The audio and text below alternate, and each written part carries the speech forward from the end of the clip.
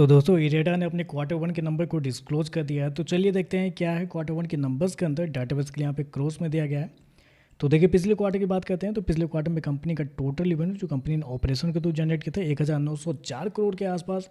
पिछले साल देखते हैं तो 1510 करोड़, जबकि अभी देखें तो बढ़ के 1947 करोड़ आपको जाता हुआ देखने को मिला। तो साल दर साल जाते हैं तो साल दर साल क्वार्टर क्वार्टर कंपनी का जो टोटल इनकम है वो आपको बढ़ता हुआ देखने को मिल रहा है। और अगर कंपनी के इंटरेस्ट इनकम की बात करते हैं तो पिछले क्वार्टर में 1861 करोड़ जनरेट किए थे, पिछले साल 1482 करोड़, जबकि अभी देखें तो बढ़ के 1908 करोड़ आपको जाता हुआ देखने को मिला। तो इंटरेस्ट इनकम भी देखें तो आपको साल दर साल क्वार्टर क्वार्टर बढ़ता हुआ देखने को मिल रहा है। चलिए कंपनी के नेट इंटरेस्ट इनकम को देख लेते हैं, क्योंकि फाइनेंस सेक्टर की बेसिकली कंपनी है तो यहाँ पे एनआईआई सबसे इंपॉर्टेंट होता है। तो देखिए पिछले साल की बात करते हैं तो पिछले साल कंपनी का जो नेट इंटरेस्ट इनकम था वो था आपका 507 करोड़।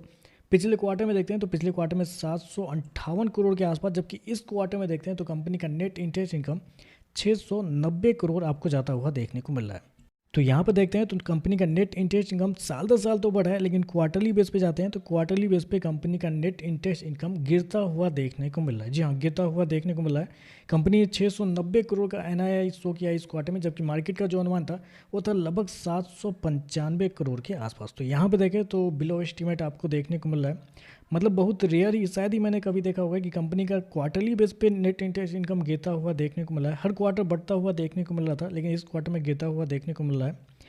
खर्चे की बात करते हैं तो देखिए पिछले क्वार्टर में 1284 करोड़ खर्च किए थे, पिछले साल 1034 करोड़, अभी देखें तो 1654 करोड़ के आसपास आपको देखने को मिल रहा है। तो खर्चे देखें तो खर्चे भी आपको बहुत ज़्यादा इस क्वार्टर में देखने को मिल रहा है। और उसके पीछे का रीज़न आप कह सकते हैं कंपनी के फाइनेंशियल इंस्ट्रूमेंट को जाता है, क्योंकि इस क्वार्टर में कंपनी ने इम्पेयरमेंट ऑन फाइनेंशियल इंस्ट्रूमेंट के नाम पे 362 करोड़ रुपए गंवाए हैं, जबकि पिछले साल कंपनी को 30 करोड़ का फायदा हुआ था। पिछले क्वार्टर में 129 करोड़ कंपनी ने गंवाए थे। तो कंपनी ने बहुत ज़्यादा ये फाइनेंशियल इंस्ट्रूमेंट के नाम पे इस क्वार्टर में कंपनी ने पैसे खर्च कर दिए हैं, जिसकी वजह से कंपनी का एक्सपेंस बहुत ज़्यादा हाई हो गया है, और जिसकी वजह से प्रॉफिट के अंदर दबाव आपको देखने को मिल रहा है इस क्वार्टर में। पिछले क्वार्टर की बात करते हैं तो पिछले क्वार्टर में 501 करोड़ का प्रॉफिट था, पिछले साल 383 करोड़, जबकि अभी देखें तो कंपनी का प्रॉफिट गिर के 246 करोड़ के आसपास आपको जाता हुआ देखने को मिला। तो कंपनी के प्रॉफिट के अंदर देखें तो प्रॉफिट के अंदर एक बड़ी गिरावट आपको देखने को मिल रही है। लगभग बोल सकते हैं 35% के आसपास की गिरावट आपको देखने को मिली। क्वार्टरली बेस पे जाते हैं तो 50% के आसपास की गिरावट आपको देखने को मिली। तो प्रॉफिट के अंदर एक बड़ी गिरावट है, लेकिन गिरावट क्यों है वो भी आपको समझना बहुत जरूरी है, क्योंकि इंस्ट्रूमेंट के नाम पे मैंने ऑलरेडी आपको बताया कि कंपनी का प्रॉफिट गिरते हुए देखने को मिल रहा है। रीज़न शायद मुझे लगता है कि मेजरली रीज़न जो मार्केट को लग भी रहा था कि हो सकता है इस क्वार्टर में, वो हो सकता है जेनसोल। याद है आपको जेनसोल इंजीनियरिंग जो अपना स्टॉक है कंपनी है, उसको कंपनी ने कुछ अच्छा खासा लोन दिया हुआ था। 470 करोड़ का कंपनी ने लोन दिया था, शायद वो डिफ़ॉल्ट भी हो गया है। तो उसकी वजह से हो सकता है कि कंपनी ने यहाँ पे कुछ शो किया है, उस कैटेगरी की वजह से कंपनी का प्रॉफिट आपको गिरता हुआ देखने को मिल रहा है। ईपीएस की बात करते हैं तो देखिए पिछले क्वार्टर में कंपनी का ईपीएस 1 रुपये 87 पैसे, पिछले साल 1 रुपये 43 पैसे, अभी देखें तो गिर के 1 रुपये मतलब 0.91 आपको देखने को मिल रहा है।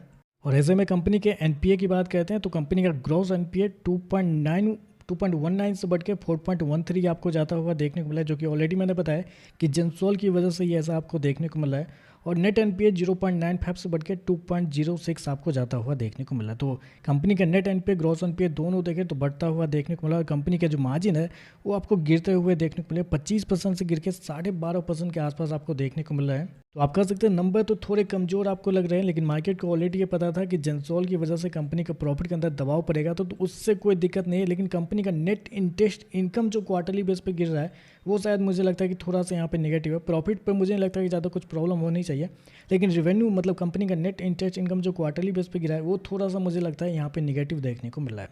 तो चलिए बस आज के लिए बस इतना ही। वीडियो पसंद आया तो लाइक कीजिएगा, साथ में साथ चैनल को सब्सक्राइब जरूर कीजिएगा। धन्यवाद।